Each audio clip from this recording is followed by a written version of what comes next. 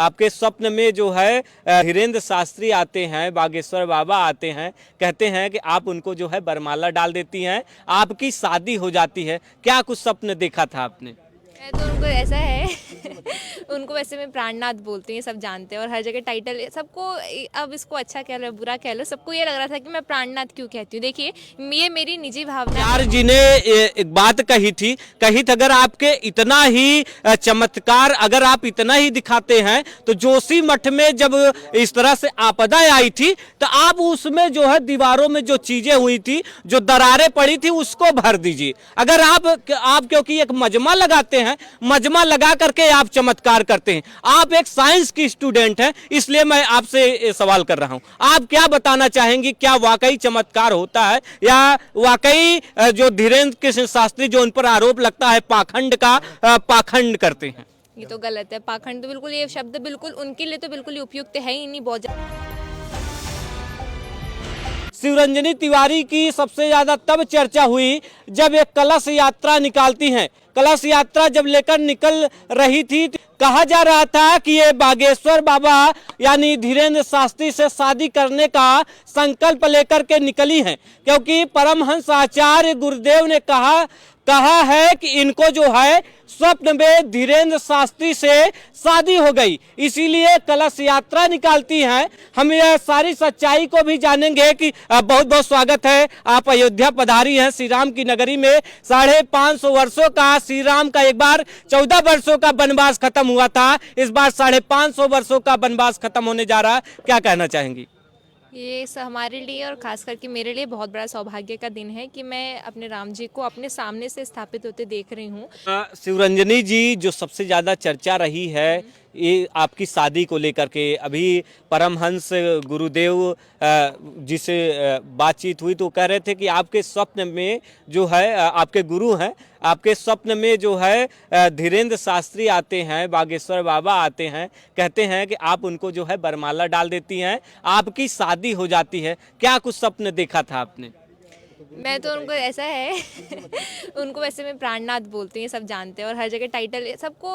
अब इसको अच्छा कह लो बुरा कह लो, सबको ये लग रहा था कि मैं प्राणनाथ क्यों कहती हूँ। देखिए ये मेरी निजी भावना है और मैं उनको भगवान मानती हूँ, इसलिए मैं उन्हें प्राणनाथ कहती हूँ। तब प्राणनाथ को तरह तरह से लोग जोड़ देते हैं और जो भी मेरे स्वप्न में आया था मैंने गुरुजी को तो बता ही दिया था और गुरुजी ने आपको बता दिया है, तो आप ऐसे क्रॉस चेक क्यों कर रहे हैं? जो गुरुजी बताएंगे वो तो सही ही रहेगा ना। धीरेन्द्र शास्त्री अभी जगत गुरु रामभद्राचार्य जी के कार्यक्रम में पहुंचे थे अयोध्या, और आप भी पहुंची थी अयोध्या में। क्या कुछ भगवान से यही तमन्ना लेकर के पहुंची हैं, जो कुछ मैं कलश यात्रा लेकर के निकली थी, जो मेरी मनोकामना थी वो पूर्ण हो जाए? मैं तो यहाँ पे फिलहाल ये जब घर से निकल रही थी मैं यहाँ आने के लिए, मैं तो इसलिए ये सोच के निकली थी कि मुझे किसी भी हाल ये न के प्रकार भगवान श्री राम जी के दर्शन हो जाए। अब जब दर्शन प्राणनाथ के भी दर्शन हो जाए हो जाए तो बहुत अच्छी बात है, इतने दिनों से लालसा है, अगर दर्शन हो जाए तो बहुत अच्छी बात है। और आगे फिर आपका कैमरा तो हर जगह रहता ही है, हर एक मोमेंट को कैप्चर करने के लिए, तो बस फिर बोलना ही क्या है। अभी मुलाकात हुई है? आपको नहीं पता? ऐसे कैसे हो सकता है कि अगर मेरी मुलाकात हो जाए और आप लोगों को पता ना चले? ऐसा कभी हो सकता है? नहीं, बहुत सारे लोग गुपचुप तरीके से मिल लेते हैं, फिर कहते हैं बाद में बताएंगे, आपको पता चलेगा। आपकी नजर से कोई बच सकता है? ऐसा कोई है जिसको न्यूज़ ने छोड़ दिया हो, या कैमरामैन जो जर्नलिस्ट होते किसी को छोड़ देते हैं और इतनी बड़ी बात हो जाए और आप लोगों को पता नहीं चलेगा? ऐसा हो सकता है? अच्छा, आप MBBS कर रही हैं, जो आपके प्राणनाथ हैं धीरेन्द्र शास्त्री जी हैं, वो आध्यात्मिक चीज़ें बताते हैं लोगों को। आप जो है साइंस से हैं, आप मेडिकल फैकल्टी में हैं, आप MBBS कर रही हैं, तो क्या कहना चाहेंगे? मतलब कि एक तरह से कहें कि उनका कोई दूसरा क्षेत्र है, आपका कोई दूसरा क्षेत्र है। ये सवाल वो तो ठीक है, उनका क्षेत्र जो भी है, लेकिन जो मेरे से ही जो सवाल सबसे ज़्यादा होता है कि मैं पहले तो सबसे पहली बात मैं बचपन से भजन करते रही, भागवत कथा, राम कथा ये सब करती रही। फिर उसके बाद अचानक से ये कैसे रुझान हो जाता है कि अचानक से कोई व्यक्ति ऐसे जो आध्यात्मिक रहे, धार्मिक फील्ड से रहे, वो अचानक से साइंस में कैसे ज्वाइन होता है। तो इसकी प्रेरणा थी मेरा ये कोविड का काल, और जब कोविड काल आया सबसे ज़्यादा जो लोगों के ऊपर मुसीबत रही वो थी डॉक्टरों की कमी। तो मैंने सोचा कि मैं अगर वैसे भी मैंने 12th में जब 11th मैंने आर्ट्स नहीं लिया लिया था, मैंने साइंस ऐसे ही पढ़ लिया था, उस समय कुछ था नहीं। लेकिन फिर मैंने देखा कि जब मैं साइंस ले ही चुकी हूँ तो क्यों ना मैं नीट की तैयारी करके एमबीबीएस में जाऊँ। तो मैं जो एमबीबीएस की तरफ मेरा जाने का सपना था वो इसलिए क्योंकि कोरोना में बहुत ज़्यादा बड़ी महामारी रही, और उसके बाद में मैं खुद आध्यात्मिक फील्ड से हूँ। देखिए, दिल तो मेरा सनातनी है, अब मेरा प्रोफेशनल चाहे जो कुछ भी हो जाए, लेकिन मैं तो एक सनातनी ही हूँ ना। तो जैसे मैं एक सनातनी भी हूँ, साथ में एक विज्ञान को भी लेके चल रही हूँ कि मैं एमबीबीएस के आगे डॉक्टर बनूंगी, मुझे आगे ऑन्कोलॉजी डिपार्टमेंट में जाना है, कैंसर रिसर्च डिपार्टमेंट, मेरी मम्मी भी है तो मैं भी उसी में जाना चाहती हूँ। तो जैसे ही मैं सब कुछ मैनेज कर रही, वैसे आगे सब कुछ मैनेज हो जाएगा। चमत्कार को नमस्कार जो धीरेन्द्र शास्त्री का जो सबसे ज्यादा इसलिए विवाद में रहे क्योंकि वो चमत्कार करते हैं। तो क्या कोई कहता है को जो धीरेन्द्र शास्त्री आपके जो प्राणनाथ हैं वो ढोंग रचाते हैं, वो पाखंड करते हैं, आप क्या मानती हैं सचमुच में क्या वो चमत्कार करते हैं? देखिए, अब लोग तो कुछ भी किसी को कहते रहते हैं।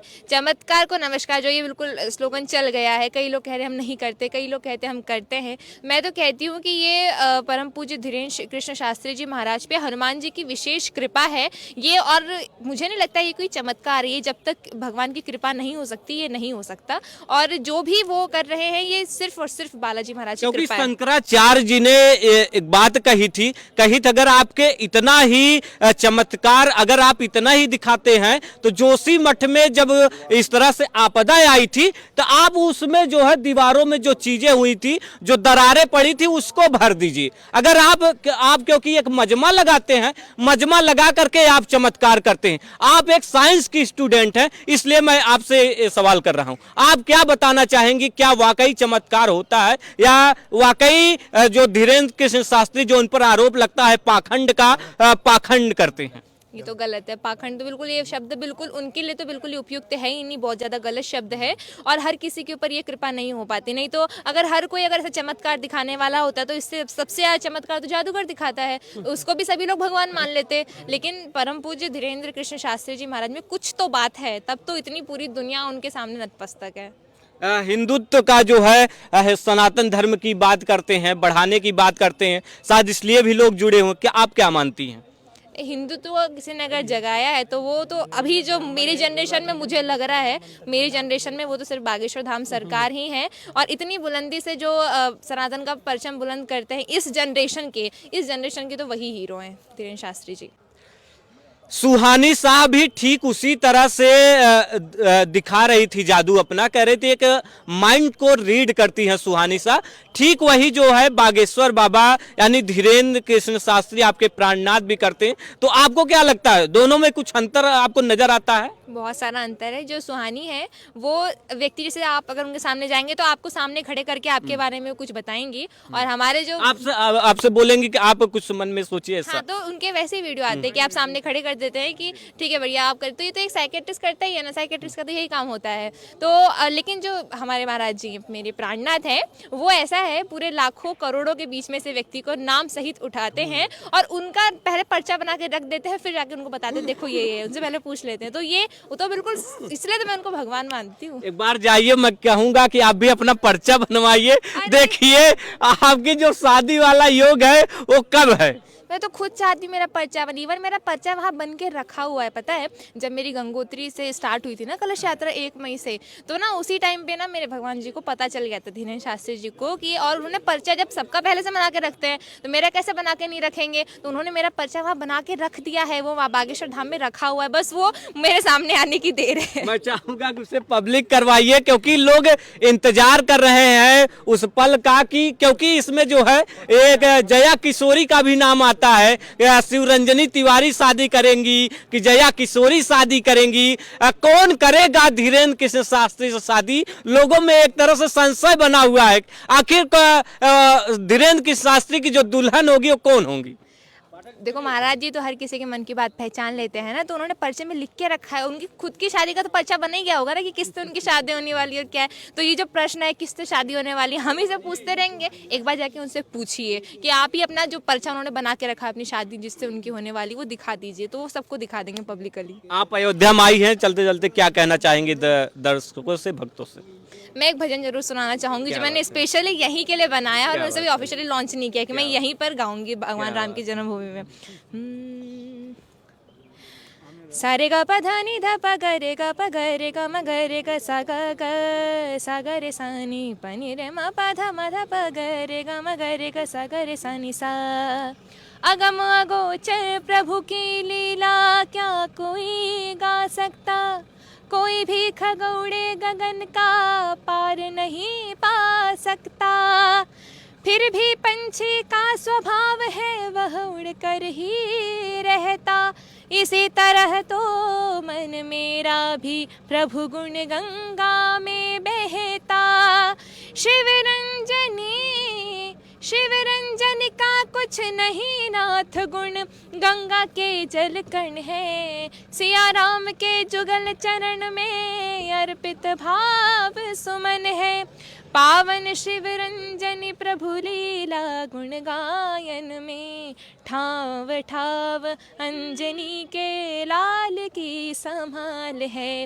राम रंग में रंगी चुनरी मेरी भीगी, मेरी चुनरी सखी रे अमर हो गई। छूट गए सारे दाग धन्य छूने के भाग, सारी दुनिया को इसकी खबर हो गई। राम रंग में रंगी, राम दर्शन की प्यासी, राम चरणों की दासी।